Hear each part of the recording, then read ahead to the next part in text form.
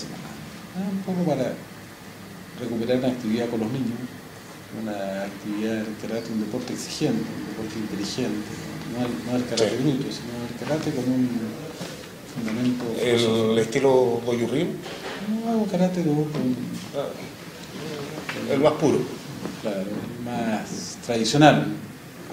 Y ha sido una muy bonita experiencia de hacer. ¿Desde cuánto tiempo está practicando? Hace unos 2 años ya. 2 años y medio. ¿Y eso le ha ayudado para el training y la actividad? Sí, porque el karate es como un arte muy exigente, pero además te permite descubrir cosas en tus hijos que uno no vería nunca. Uno tiene confianza de los hijos, pero nunca en situaciones de esfuerzo, en situaciones que tienen que ver con perseverancia. Y ha sido una muy buena terapia de papá-hijo. Uno de los principios que generalmente se enseña cuando se hacen artes marciales. También practiqué un tiempo artes marciales, aunque no se nota. Tiene que ver mucho con la filosofía en la que se hacen las cosas. El karate en sí enseña disciplina. ¿Qué tan disciplinado ha sido hasta el día de hoy el accionar político, en la contingencia? O sea, yo no espero de la política disciplina. No creo que el disciplinamiento es la solución a los problemas. Yo pienso que la solución a los problemas no tiene que ver con el orden, tiene que ver con la capacidad de entender que vivimos en una de las sociedades más desiguales del planeta. Chile es un país que no tiene parangón, el 10% más rico es 40 veces más rico que el 10% más pobre. Eso en Francia es 7 veces, en Japón es 4 veces. Con un Producto Interno Bruto, digamos, mucho más. Pero las diferencias de ingresos son brutales, es una violencia y alteran la convivencia social. Toda diferencia, cuando tú tienes diferencias o asimetrías de libertad, o sea, algunos tienen libertad y el resto no la tienen, genera convulsiones como la del mundo árabe, porque la falta de libertad está demoliendo, y que bien, dictaduras que parecían indestructibles. Pero también dentro de en lo que se escucha en general, debe haber cierta disciplina para lograr grandes acuerdos. Y esto tiene que ver con las visiones, y de repente da la impresión, se lo pregunto como líder de una coalición política, más que como presidente del Senado, da la impresión que hoy día no hay mucha disciplina dentro de los líderes o dentro de las bases de los partidos políticos. Por ejemplo, da la impresión de que hoy día la Democracia Cristiana y el Partido Socialista están más cerca, y el PPD, partido al que usted pertenece, junto con los radicales, se están acercando más hacia un sector un poco más de izquierda, no tanto al centro como suele ser la Democracia Cristiana. ¿Y eso no le produce fricciones dentro? Pensando, por ejemplo, que ahora estamos a punto de enfrentar unas municipales, después vienen las presidenciales. O sea, yo pienso que la concertación cumplió un ciclo, pero que finalmente se desgastó por muchas razones, entre otras, justamente por lo que tú señalas. Yo pienso en una coalición sin ciudadanía que le da la espalda al mundo social que la levantó. La concertación no nace de la suma de los partidos, nace de un movimiento social, de un movimiento social que se llamaba la Asamblea de la Civilidad, que fue el instrumento que derrotó a la dictadura, que era presidida por el presidente del Colegio Médico, que convocaba a todas las organizaciones sociales, de derechos humanos, culturales, a los artistas, a los científicos, a las organizaciones indígenas, y los partidos eran parte de esta Asamblea de la Civilidad. Eso dio origen a la concertación, y la derrota de la derecha fue porque la concertación se unió a una mayoría social. ¿Cuál es el primer error que comete la concertación desde mi punto de vista? Es desmovilizar al movimiento social, que había sido su sustento, que había sido donde había nacido la coalición, y transformarse en una coalición tecnocrática donde se profesionaliza la política, pero sin conversar con los ciudadanos, ¿no? Dejan enriquecerse de los proyectos, de la idea, pierde vínculo con el movimiento social y le termina dando la espalda. Usted siempre ha sido uno de los voceros, digamos, más, no sé si llamarlo consecuente, que es la palabra que se me ocurre en este momento, pero sí de los que más ha defendido cosas y ha sido, la ha continuado. Creo que consecuente es la palabra acertada. Dentro del mundo político de la concertación. Pero eso ha significado que usted también se ha alejado de la gente. O sea, yo me alejaba de la concertación, de esa concertación que renunció a la ciudadanía, de esa concertación que le dio la espalda al movimiento ambientalista, a los indígenas. Hay un libro que usted lo debe conocer súper bien, que yo lo asocio generalmente cuando hay muchos conflictos dentro del mundo político, que es La granja de los animales. Una fábula muy interesante que uno a la rápida pareciera solamente un cuento, pero que tiene un trasfondo y una crítica social muy fuerte. ¿Hoy día siente usted que los líderes de la concertación son más iguales que otros? Pero ¿sabe lo que pasa? Que más allá de los líderes, lo que hizo la concertación fue transar su proyecto histórico. La concertación fue un gran proyecto democratizador y restaurador de la convivencia, los derechos humanos, y hasta ahí estuvo bien. Pero en un momento, la sociedad chilena le exige a la concertación que sea un proyecto transformador. Y la concertación abdica de defender la educación pública, la salud pública, se acomoda al modelo neoliberal, le aplica la ley de seguridad interior del Estado a los mapuches, en vez de defenderlo. No hay reconocimiento constitucional. En materia ambiental es un desastre. Hay una relación incestuosa con el mundo empresarial y con las presiones del mundo empresarial, y se aprueban proyectos vergonzosos y se hace una legislación que es una martingala.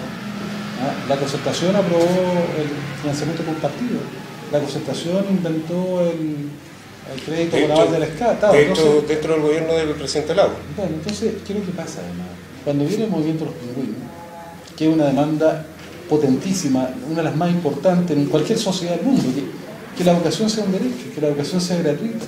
¿Cómo no le va a hacer bien a un país la gratuidad de la educación, el derecho a la educación, que la educación no tenga lucro, que no esté rehén, no sea prisionera a los intereses económicos, sino que sea una garantía para la igualación? Imagínate la concertación, en vez de defender al movimiento estudiantil, en vez de encabezar esa demanda, que era propia. Era la demanda de la concertación. O sea, de hecho la concertación por mucho tiempo trató de hacer la reforma educacional. Entonces cuando tú renuncias a ti mismo, cuando tú renuncias a tu bandera, abdicas de defender tus principios, ¿sí? Entonces la gente tiene todo el derecho a no sentirse representada por ti. Yo fui de los 5 senadores que votó contra ese acuerdo entre la UDI y el entonces gobierno de la presidenta Bachelet, no se las manos, todo manos alzadas y los grandes acuerdos. Somos 5 senadores. Yo no creo en la política de los acuerdos, no creo en la política de los consensos, porque finalmente la política de los consensos y los acuerdos es el acomodo, es el mínimo común denominador, es decir, donde la sociedad chilena tiene que dar cuenta de la diversidad que tiene, pero tiene que dar cuenta de la necesidad de avanzar. Entonces, nosotros no podemos avanzar al ritmo de la derecha, porque hacer consenso con la derecha significa que la derecha te pone un veto, te dice, es la derecha la que define finalmente en la política de los consensos cuánto vamos a avanzar, porque lo que la derecha no quiere es los consensos. ¿Es un hecho circunstancial por el hecho de estar hoy día en el Ejecutivo o siempre ha sido así? Yo pienso que en la política de los consensos era algo adecuado para la transición, para el gobierno de él, porque vivíamos una situación transicional. O sea, de hecho, ahí el Congreso tuvo un peso histórico. Además, teníamos a Pinochet, una vergüenza, o sea, algo que deslegitima nuestro sistema político y democrático. O sea, ¿cómo es posible que un dictador brutal termine siendo senador designado? ¿Te das cuenta? O sea, tuvimos que aceptar todas esas imposiciones. Entonces, tal vez en la transición con él era justificable una política de los consensos, pero después ya no. Después la política de los consensos devino en la forma de entender el quehacer político y finalmente se transformó en una suerte de transacción, ¿sí?, donde todo se transaba, donde todo se limaba, y al final la concertación perdió el sentido de representar un proyecto país, de representar la educación pública, los pueblos originarios, el medio ambiente, de dar una visión moderna, de luchar contra la ISAPRE, la AFP. Mira la Polar, si la Polar existe hace mucho tiempo, la doctrina la Polar del abuso de una sociedad que revende los intereses económicos en forma brutal. Mira, si las ganancias de los bancos, y el monopolio de los bancos no es de hoy, ha sido estos últimos 20 años, han tenido ganancias excesivas con utilidades millonarias a expensas de una situación que es muy cuestionable, te das cuenta de monopolio. Y lo mismo sucede en el sector eléctrico, y lo mismo sucede, o sea, Chile está lleno de monopolios que impiden Uno, que en este país haya o sea, de hecho, que haya una posibilidad de mercado horizontal y transparente. de hecho, dentro de los monopolios que hoy día se están luchando, digamos, por los movimientos sociales, y a raíz de también el proceso de la revolución pingüina y todo, está el movimiento estudiantil hoy día. Está complicado el tema a nivel de consenso. ¿Cómo se puede lograr, pensando en que para hacer una reforma educacional se necesitan de acuerdo? Y este es un consenso que la concertación, la reforma educacional era una bandera de lucha de la concertación por siempre. Y hoy día lo toma el gobierno del presidente Piñera y hace parecer que la reforma educacional, claro, con la reforma tributaria y todo lo que significa estos modos de financiamiento, tienen que, para lograr el acuerdo, pero la desunión viene desde quienes antes defendían la reforma educacional. Entonces de repente no se entiende por qué no hay cambios estructurales de verdad. Bueno, pero hoy día hay la posibilidad de cambio. Hoy día tiene esto claramente, hay un consenso. O sea, hay consenso hoy día. Y ese consenso es, en palabras simples... El consenso se expresa donde tiene que expresarse. El 80% de la ciudadanía quiere una reforma a la educación. Mira todas las encuestas. Ya, no el 80, el 70% quiere una reforma a la educación. Quiere la gratuidad de la educación, quiere que la educación sea un derecho, quiere que los niños de este país, los jóvenes, accedan a una educación de calidad independientemente de dónde vivan y de la capacidad económica que tengan, quieren que se termine el lucro. Es el 70%, hay un consenso. ¿Ah? Lo que pasa es que tenemos un gobierno que no quiere escuchar a la mayoría y que no quiere gobernar para la mayoría, porque si este gobierno tuviera dos dedos de frente y se diera cuenta que esta demanda de la educación no es de izquierda ni derecha, en ninguna parte del mundo existe un sistema privado de educación. En Francia la educación es gratuita, eso totalmente. Nosotros tenemos un sistema presidencialista donde te pongo un solo ejemplo, el costo de una reforma de verdad, es decir, mejorar la educación preescolar, son 700 millones de dólares. Mejorar la educación escolar, subir la unidad de subvención que hoy día de 45.000 pesos por niño al mes. Tiene que ser por lo menos 100.000 pesos por niño al mes. ¿Cuánto cuesta una educación de verdad? Mejorar los sueldos de los profesores, poner tecnología. Esos son unos 1.200 millones de dólares adicionales. Y además, mejorar la educación superior y los CFT, es decir, que haya financiamiento basal. En todas partes del mundo, las universidades se tienen que poner el 15% de financiamiento y el 85% es estatal en todas partes del mundo. En Chile al revés, las universidades reciben el 15% de financiamiento estatal, que se llama financiamiento basal, y el 85% lo tienen que pirquinear y tienen que, en vez de trabajar para producir ciencia o un bien público, tienen que trabajar para sobrevivir. Entonces, eso, el costo de la reforma de educación que estamos planteando, que se está planteando del consenso de la sociedad chilena, cuesta 4.000 millones de dólares adicionales. El gobierno tiene la manija, el gobierno es el que maneja el presupuesto. Entonces no depende de nosotros. Y el gobierno envió un presupuesto miserable, envió un presupuesto donde el aumento real respecto al año pasado y respecto a estos 4.000 millones de dólares, envió un presupuesto que lo que estaría destinándose a avanzar y aumentar el financiamiento para esta reforma son cerca de 500 millones de dólares. O sea, el gobierno está poniendo casi un octavo de lo que se necesita. O sea, le ha dado un portazo a la reforma, porque podemos discutir mucho, pero la reforma de la educación se va a traducir finalmente en una discusión de terminar con el lucro, terminar con el financiamiento compartido, con desmunicipalizar, pero también se tiene que traducir en cuanto el sentido, la concreción de la reforma, la materialización, la expresión de voluntad, es cuánta plata está dispuesto a poner. ¿Usted está de acuerdo con que los estudiantes participen de la discusión del presupuesto, pensando en que, siendo súper humano, para un estudiante 5.000 pesos de harto?